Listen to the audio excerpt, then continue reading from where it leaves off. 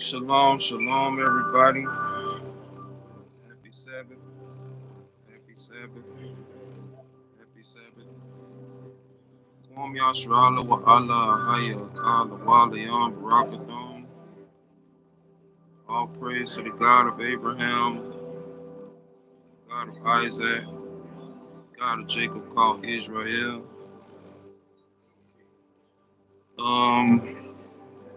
For those of you who might tune in to the podcast, have something very special for you today, coming from the King James Version Bible. All right. And hopefully later on we'll be able to get into some discussions on what happened to Christ during his upbringing, because he did not grow up in Jerusalem. He was born in Bethlehem, Judea. He is the son of David, king over Israel. Okay, but the question is, what happened to Christ in his upbringing? Now we all know as Hebrews, so understand that this is all Hebrew knowledge that I'm giving you right now, and not uh, Christian doctrine. Christianity, something that started by the Catholic Church, is not something that I parallel myself with, because I'm not Catholic, I'm not Roman, and the doctrines thereof is not something that I partake in. Now, I'm going to give you something for this Sabbath.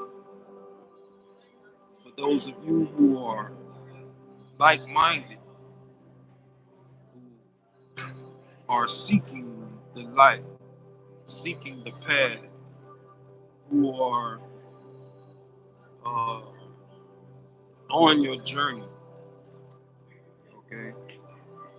You are on your journey, this is for you. You know what I'm saying?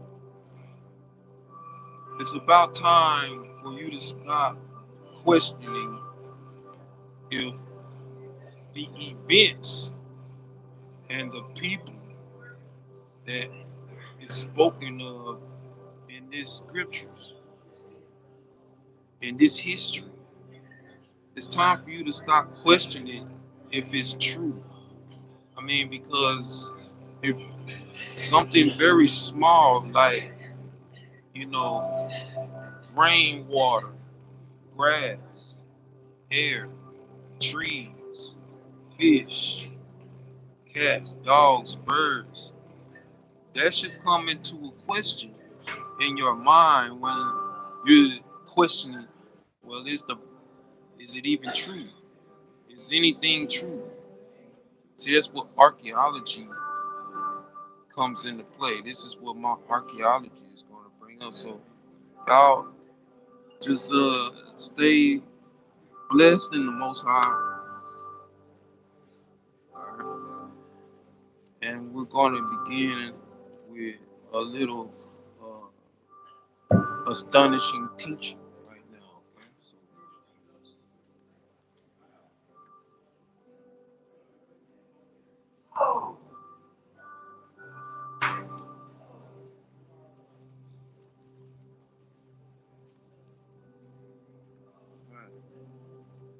I'm in the book of 2 Samuel, chapter 17.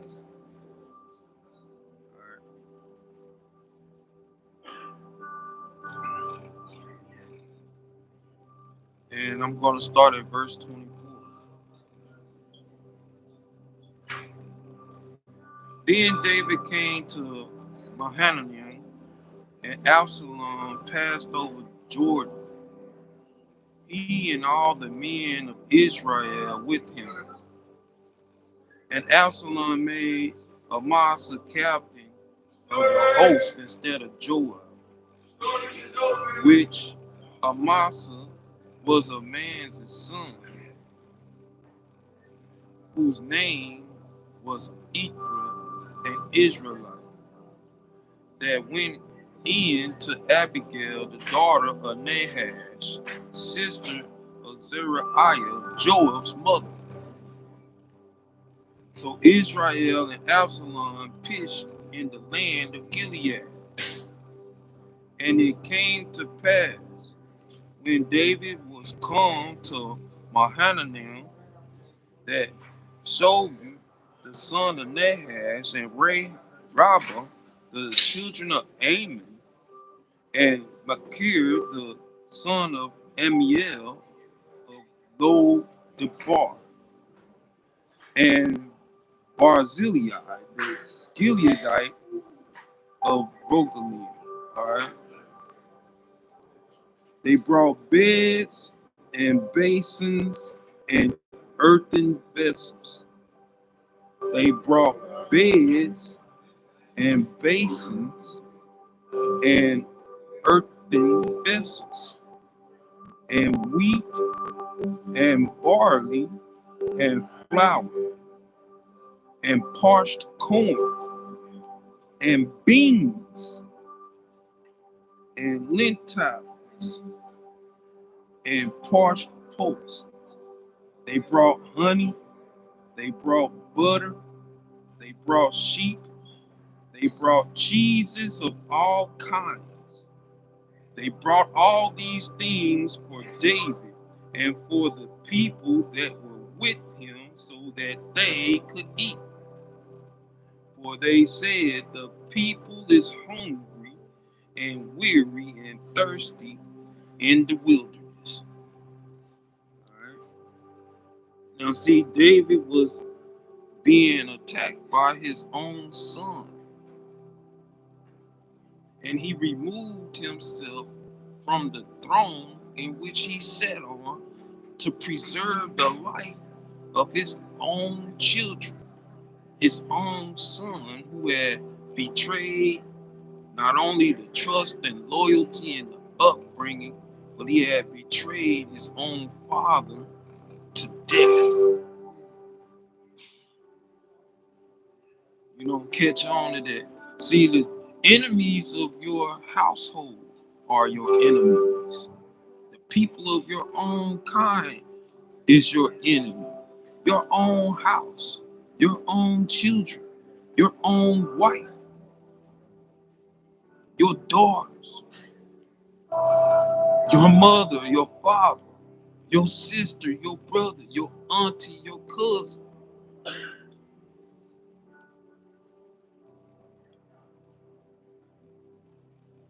Chapter 18, verse 1. And David numbered the people that were with him and set captains of thousands and captains of hundreds over them.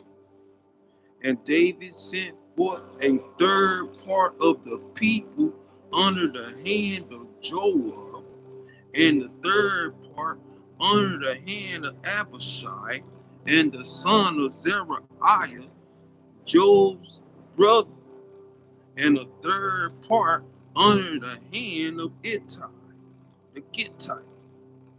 And the king said unto the people, I will surely go forth with you also myself. See, David, in his mind at this point in time, he was prepared to give his life for his son, Absalom, who turned against him, who turned the whole kingdom against him. He was prepared to give up his own life and allow his son Absalom to take the throne. He was prepared to lay down his life. This is the reason why he said, hey, I'm going with you. All right? He said, I will surely go forth with you myself also. But the people answered, thou shalt not go forth. For if we flee away, they will not for us. Neither if half of us die will they care for us. But now thou art worth 10,000 of us. Therefore now it is better that thou succor us out of the city. And the king said unto them, what seemeth you best I will do. And the king stood by the gate aside, and all the people came out by hundreds and by thousands. And the king commanded Joab and Abishai and Ittai, saying, deal gently for my sake with the young man, even with Absalom. He said, deal gently with him. Bring him back to me alive. Do not harm him. The same son Absalom who seeks my life to kill me with the people who the Lord has set up under me as I am king today, deal gently with my son and bring him alive so that I can care for my own enemy who is born in my house. You see the mental anguish that David was going through? His own children turned the whole city of Israel against him.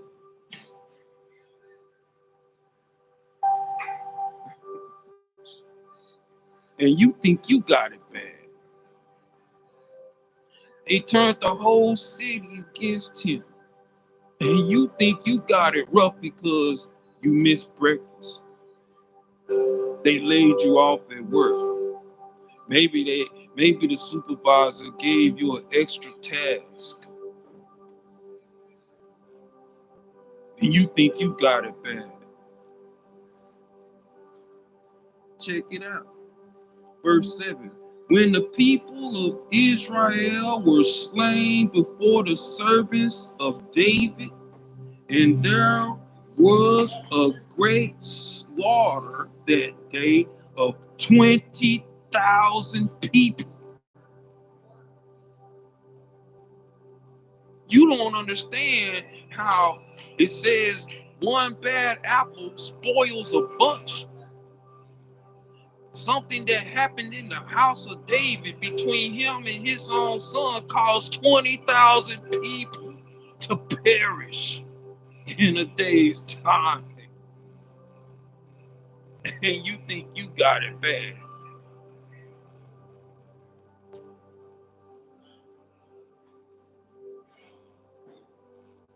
For the battle was there scattered over the face of all the country, and the wood devoured more people that day than the sword devoured.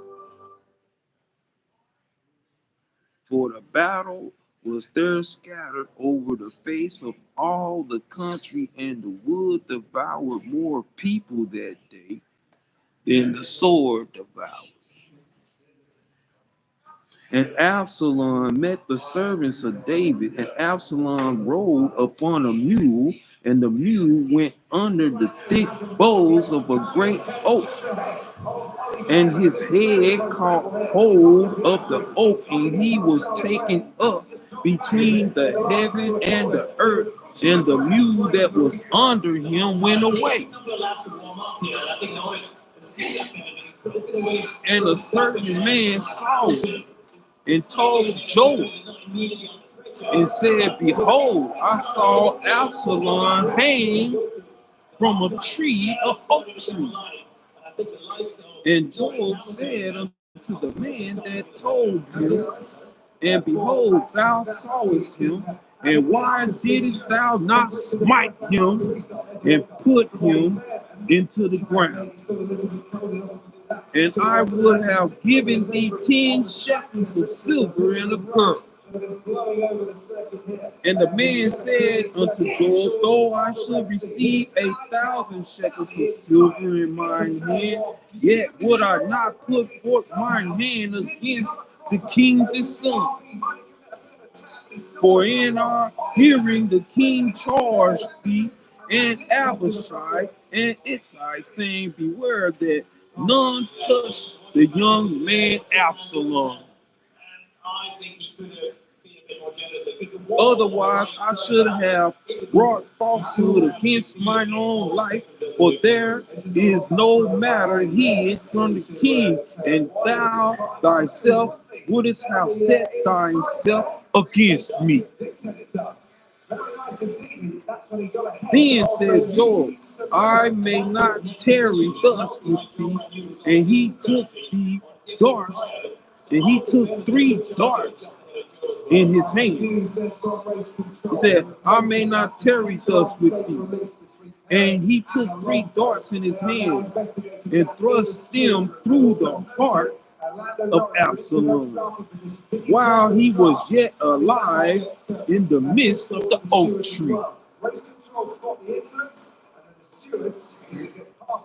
And 10 young men that bare Job's armor compassed about and smote Absalom and slew him. And Job blew the trumpet, and the people returned from pursuing after Israel. But Job held back the people. And they took Absalom, and cast him into a great pit in the wood, and laid a very great heap of stone upon him, and all Israel fled everyone to his own tent. See, David already told them, deal gently with my son. Bring him back to me alive. But Joab, being the captain of thousands, already knew and understood there is no way that we can bring Absalom back alive. There is no way. He has turned the kingdom against the kingdom. And now Israel is in a civil war.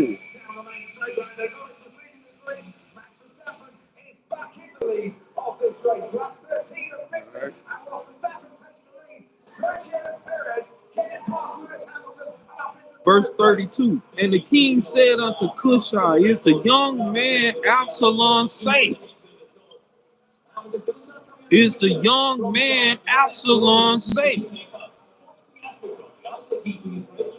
And Cushai answered, the enemies of my lord the king, and all that rise up against thee to do thee hurt, may they be as that young man is.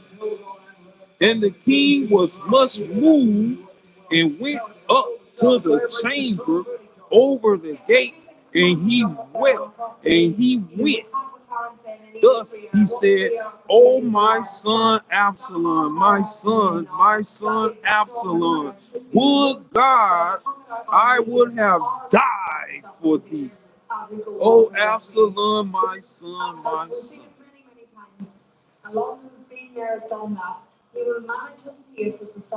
And you think you got it bad.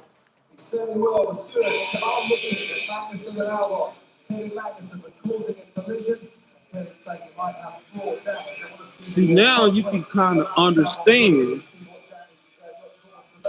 my disposition